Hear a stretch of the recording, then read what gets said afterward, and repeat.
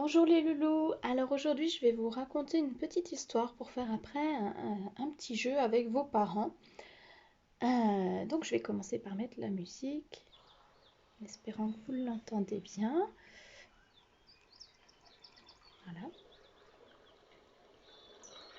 Essayez de se croire au bord de la plage, parce que c'est l'histoire d'un petit grain de sable. Ce petit grain de sable un jour quitta la plage où il vivait pour faire un grand voyage.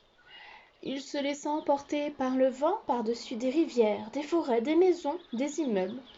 Il passa au-dessus d'une école et à ce moment-là, le vent cessa de souffler.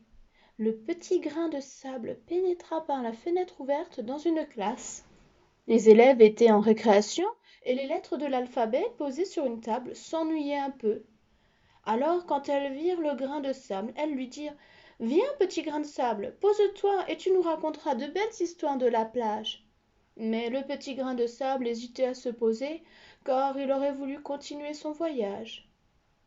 Il entendit alors la voix du L qui lui dit: Gare à toi, petit grain de sable, si tu te poses sur le A,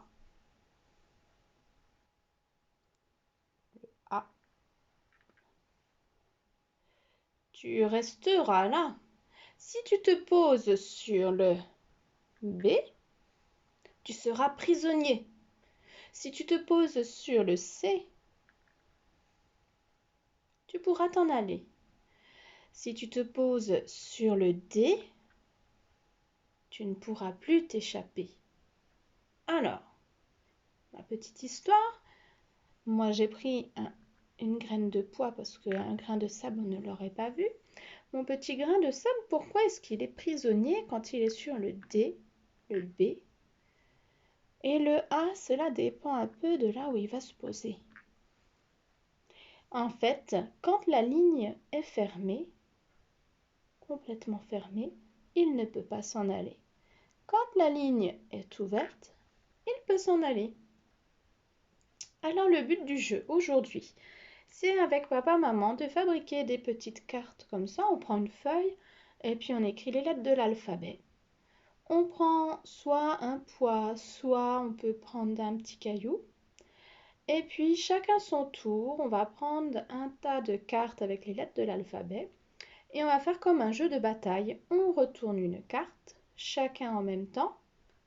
Et puis, si le petit pois peut s'en aller, je récupère le petit caillou ou le petit pois que j'avais posé. J'ai gagné un point. Par contre, s'il ne peut pas s'en aller, j'ai perdu. Voilà, c'est un petit jeu tout simple pour bien retenir la différence entre ligne ouverte, ligne fermée. Voilà, donc vous faites le petit jeu avec vos parents et puis vous pouvez jouer autant de fois que vous voulez. Et puis je vous souhaite bon courage et une bonne journée.